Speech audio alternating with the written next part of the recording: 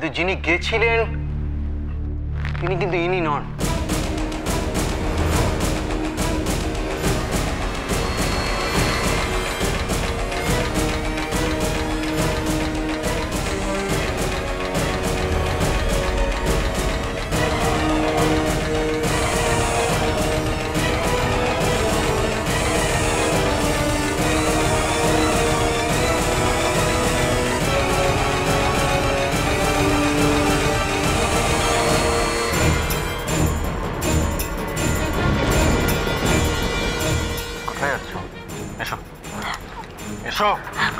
কি হচ্ছেটা কি?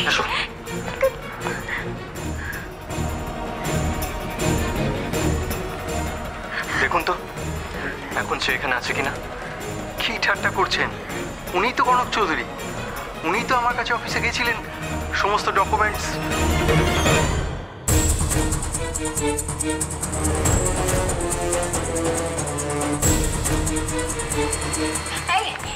আপনি কি বলছেন নাকি? হ্যাঁ, মিথ্যে কথা বলছেন। আপনি জানেন আপনি কার সম্পর্কে কি বলছেন?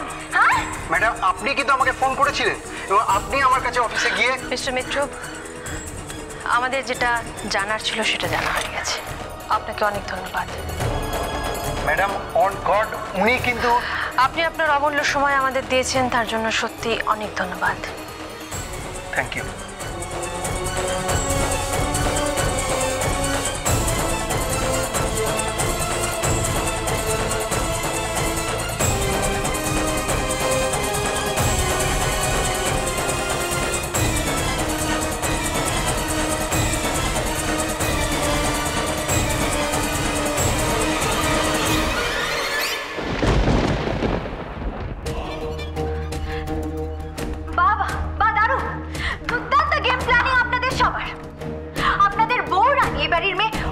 ফিরিয়ে এনেছে বলে পুরস্কার স্বরূপ ওকে বাঁচাতে হবে কিনা আমাকে ফাঁসিয়ে। আর আমি জানি আমার অপরূর মাথায় এসব প্ল্যান আসতেই পারে না। আমি এটাও জানি যে এই সব কিছু আপনি মিসেস ইন্দিরা চৌধুরী আপনার প্ল্যান। হ্যাঁ, আর আমি এটাও জানি এখানে যারা যারা উপস্থিত আপনারা সবাই ইনভলভড।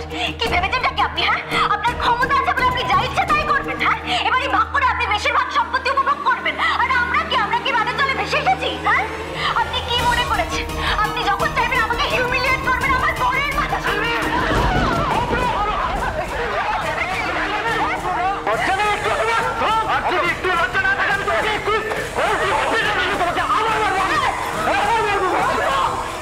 তুমি আমার গায়ে হাত তুললে কেন?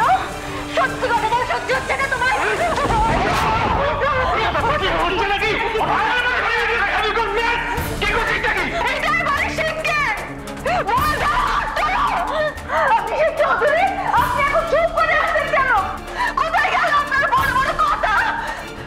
আপনাদের ভাগ্য ভালো যে এখানে আমরা সকলে চুপ করে আছি। গোস্বামী নইলে আজকে আপনার মেয়েটা করেছে দিদি ভাইয়ের কোনো দোষ নেই। করছো কি কনক? এই দায়টাও তুমি নিজের ঘাড়ে নিচ্ছ। আমি নিজের দায়টা কি করে এড়িয়ে যাবো জেঠুমনি? তোমরা সবাই হয়তো ভুলে যাচ্ছ আমি নিজে যেচে অলির দায়িত্ব নিয়েছিলাম, যেটা আমি পালন করতে পারিনি। বৌরানী নিজের ঘাড়ে সব দায় নেওয়া মানে এইটা নয়। তুমি কিছুতেই পারবে না আজকে অলির গায়ে যে দাগটা লাগেছে সেটা মুছে ফেলতে। কেউ শাস্তি পেলে কি সেটা মুছে যাবে বেশিমণি? যদি কারোর দায় দোষ হয়ে থাকে তাহলে সেটা আমার বৌরানী, আর কারণ না। আমি পারিনি ওকে সামলাতে। তুমি ছোট মা, তোমরা সবাই ওর একটার পর একটা অন্যায়, একটার পর একটা দোষকে তোমরা চাপা দেওয়ার চেষ্টা করেছো।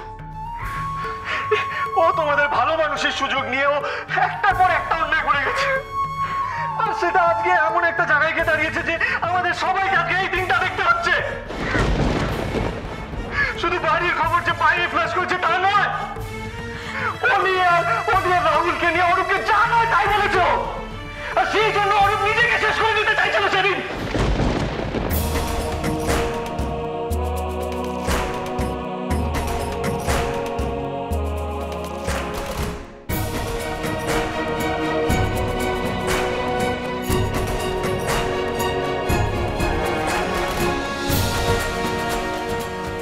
আমি একটা জিনিস কিছুতেই বুঝতে পারছি না যে এত কিছু করে ঝিমিরের লাভটা কি? লাভ না কাকুনি, আপনার লোভ। ওর এতটাই লোভ যে ওর কাছে কোনো সম্পর্ক, কোনো মূল্য নেই। মাত্রা ছাড়িয়ে গেছে। আমি পর্যন্ত ওর লোভ মেটাতে পারিনি আজ অব্দি। কিন্তু আজকে ও যত অন্যায় করেছে, আজ অব্দি যত অন্যায় করেছে, সব অন্যায়ের জন্য আমি নিজে ওকে শাস্তি দেব। আমাদের লাইফে যে আসতে চলেছে চিনি, আমি তার দিব্যি খেয়ে বলছি, আজকে থেকে তোমার আর আমার সম্পর্ক। প্লিজ প্লিজ প্লিজ এরকম বলো না অব্র, প্লিজ। আর আমি তোমাকে খুব ভালোবাসি অব্র, সত্যি খুব ভালোবাসি। আমি পারবো না তোমাকে। সব বাজে কথা তোমার, সব বাজে কথা। নিজেকে ছাড়া তুমি কোনোদিনও কাউকে ভালোবাসতে পারো না।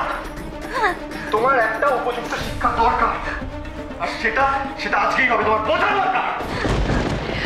অভ্র, হটকারিতা করে এমন কোনো কথা বলো না যাতে তুমি নিজেও কষ্ট পাও আর আমাদের বাড়ির প্রত্যেকটি লোক কষ্ট পায়। কষ্ট নয়, কষ্ট নয় ছোট মা, এটা আমার প্রায়শ্চিত্ত। আমি প্রায়শ্চিত্ত করছি। ছোট মা, আমি তোমাকে অনুরোধ করেছিলাম যে আমাকে তুমি আটকাবে না। আমি চাই করি তুমি আমাকে। আমি তোমাকে এতক্ষণ আটকাইনি অভ্র, কিন্তু যখন দেখছি অন্যায় হচ্ছে তখন আটকাতে তো হবেই না? ঠিক আছে, ঠিক আছে, তাহলে আমি আমার কথা ফিরিয়ে নিচ্ছি। কিন্তু তাহলে আমার একটা শর্ত আছে। তুমি আমাকে ভালোবাসা বললে, তাই না? হ্যাঁ অব্র, অব্র আমি তোমার জন্য সবকিছু করতে পারি, যা বলবে আমি তাই করবো। হ্যাঁ ঠিক আছে, তাহলে আজকে তোমাকে একটা কঠিন পরীক্ষা দিতে হবে। আজকের পর থেকে তুমি তোমার দামি শাড়ি, গয়না এগুলো কিচ্ছু পরবে না। আর আজ অব্দি যত বিলাসিতা করে তুমি কাটিয়েছো সেগুলো সব আজকের থেকে শেষ। অব্র, ভাগাভাগি হওয়ার পর থেকে আমার কাছে নিজের বলে আছেই বা কি বলো তুমি? কিচ্ছু নেই তো? ফাইন, কিচ্ছু নেই। কিন্তু যাই আছে না কেন তোমাকে সবটুকু বৌরানীর হাতে তুলে দিতে হবে। কি বলছো তুমি বাবা জীবন? তুমি সবকিছু? আমি সবকিছু বৌরানীকে দিতে বলছি না। এটা ওকে বলছি এই জন্য যে ও যতদিন পর্যন্ত এই বাড়ির যোগ্য বৌমনি না হয়ে উঠতে পারবে ততদিন সবকিছু বৌরানীর কাছে রাখবে। না ভাই, এটা ঠিক নয়। আমি দিদিভাই কোনো জিনিস তুমি পারবে না আমার জন্য এতটুকু করতে? আমি একটা জিনিস বুঝতে পারছি না, এই কটা জিনিস নিয়ে নিলে ওর কি শিক্ষা হবে? আর অব্র, আমরা সবাই মেনে নিচ্ছি যে ঝিলমিল একটা ভুল করেছে, কিন্তু তার জন্য শাস্তিপ্রাপ্ত হতে যাবে কেন? আমাদের সবার মিলে ওকে বোঝানো দরকার যে কোথায় ও ঠিক ভুলটা করেছে। না না ছোটদা, ঝিলমিলকে বুঝিয়ে কোনো লাভ হবে বলে আমার মনে হয় না। অব্র যে কথাটা বলছে সেটাকেও সাপোর্ট করি না। তোমরা যে যাই বলো না কেন, আমি আমার কথা থেকে একটুও নড়বো না। ও যদি আমার কথা মেনে চলে তাহলে ঠিক আছে, না হলে কিন্তু আমি ওকে। ছোট মা, মাথা খারাপ হয়ে গেছে, তুমি ওকে প্লিজ একটা ডিসিশন নাও, ওকে বোঝাও। ছোট মা, আমি এটা করছি কারণ আমি সবার ভালোর কথা ভেবে এটা করছি। কিন্তু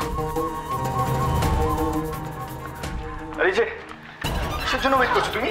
হ্যাঁ, এদিকে এসো। এখনো কিসের জন্য ওয়েট করছো তুমি? বললাম না তোমাকে সব গয়নাগুলো খুলে দিতে? দাও গয়নাগুলো খুলে একটা একটা করে বৌরানীর কাছে খোলো। কি হলো? কি কথা কানে যাচ্ছে না? খুলে দাও।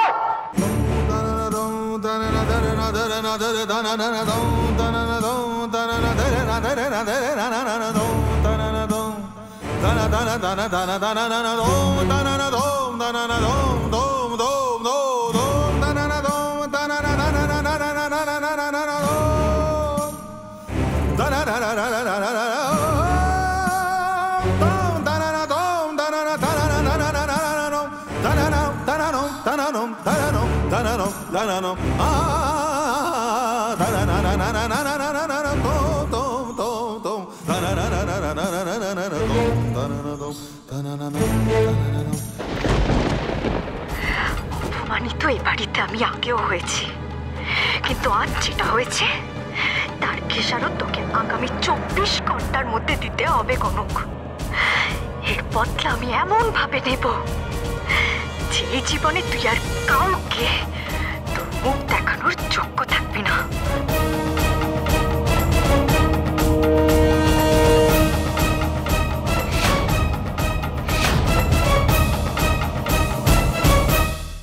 ঠাকুরের ফুলটা সবার মাথায় ছুঁইও, কেমন?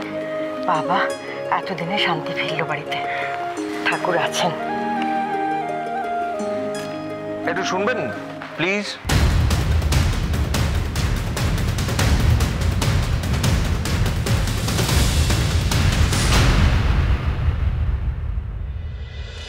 অপুদা